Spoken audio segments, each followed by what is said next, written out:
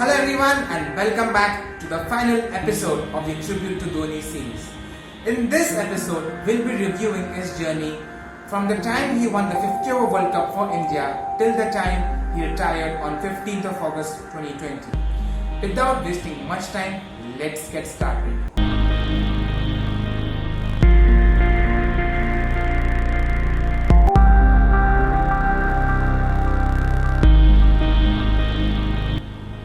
Post India's victory in the 2011 World Cup, India toured Windies for a 3-match test series, which India won quite comfortably with a scoreline of 1-0.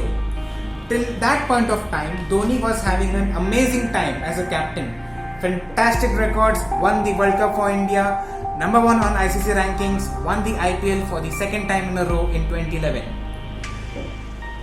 But then India toured England for a full series, that is 4 test matches, 5 ODIs and 1 T20. India started the test series as number 1 test team in the world. By the end of that series, India were dethroned.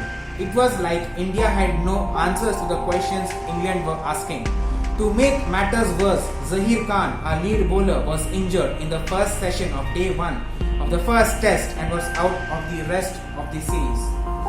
India's condition in that series was so bad that Dhoni had to chip in with some few overs. It was so bad that India were not able to pick 10 England wickets, leave alone 20 wickets to win a match. It was so bad that Dhoni had to replace Zaheer with out-of-form RP Singh. As I said before, India had no answers at all. The only saving face for India was Rahul Dravid's performance. He scored 461 runs in the series that included 300s at an average of 76.83 and was later on named Man of the Series. India lost that series 4-0. At the end of the England tour, India failed to win even a single match. In the same year, India toured Australia for a 4-match test series. And the problems which they faced in England, the same problems they faced in Australia as well. They couldn't pick 10 Australian wickets, leave alone picking up 20 wickets to win the match. And in the end, they lost that series 4-0. They were whitewashed again. And in all, India had played 8 tests during that course and they lost all 8 matches.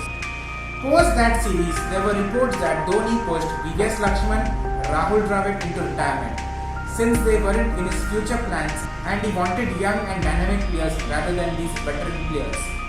Now it was time for Australia Tour of India. It was time for revenge. The stage was set. The match was being played at Chennai. Australia won the toss and batted first and they scored mammoth 380 runs. In reply, India scored 572 runs thanks to MS Dhoni's 224, that's his career best score. After that innings, Australia was psychologically blown out of the series and they lost the whole series 4-0 and they were whitewashed by India in India. The revenge was taken.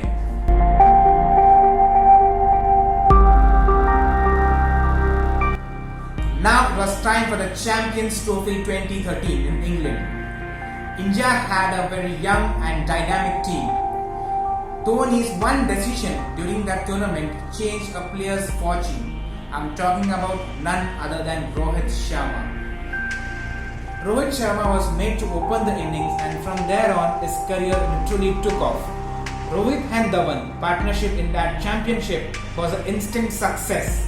India's batting and bowling was almost unmatchable. The proof that the fact is that India didn't even lose a single game in that championship. And who can forget the final against England, needing 130 to win of 120 balls. Dhoni pulled the match in India's favour using his wit. I still remember Dhoni saving 1 over each of Ashwin and Jadeja for the final 2 overs of the match. And in the end, winning the championship, eventually becoming the only captain in history to win all ICC trophies.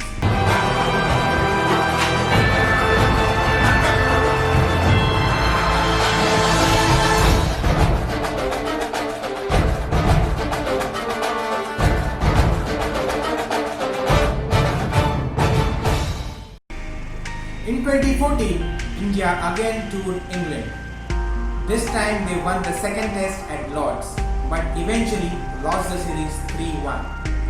In the same year, 2014, they toured Australia as well for the 4-match test series, where Dhoni decided after the third test match to hang up his boots in test matches. Now it was time for the 2015 World Cup in Australia. India started the World Cup as defending champions and as one of the favourites to win the title. They played as favourites, almost unbeatable at times, till the time they faced Australia in semi-final. That is where India bowed out of the tournament after losing to the eventual champions Australia. Dhoni's antics on the field continued.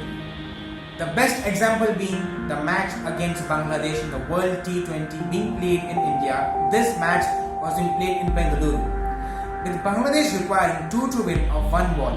The way Dhoni ran to run out the batsman was incredible. Who can forget that moment when Dhoni ran out the batsman? One more inning which I can remember is against England, the second ODI. I think it was being played at Baramati Stadium. If I am wrong, please correct me in the comment section. Dhoni scored a fantastic 134 of 122 balls, that too when India were 2 down and India were in deep trouble. Because of Dhoni and Yuvraj's innings, India scored 380 runs in that match. Now fast forwarding to World Cup 2019 being played in England. India started the World Cup as hot favourites to win the World Cup. During the course of the World Cup, India had only lost a single match in group stages, that too against England. Come the day of the semi-final against New Zealand, when Dhoni almost took India over the line, but he was run out by Martin Guptill. Who can forget that run out? It was touch and go. When he was adjudged run out, it broke the hearts of 1.2 billion people across the country. And this match was Dhoni's last international appearance for India. And on August 15, 2020 at 19:29 hours, he retired from international cricket in Dhoni's own style. What a man and what a legend. Now, at this point of time, as I am recording this video, he is currently in UAE preparing for the IPL 2020 season.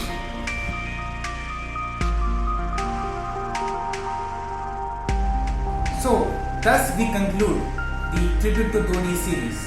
If you haven't watched my part 1, 2 and 3, you can see them on the right and on the left. Please click on them and do watch them.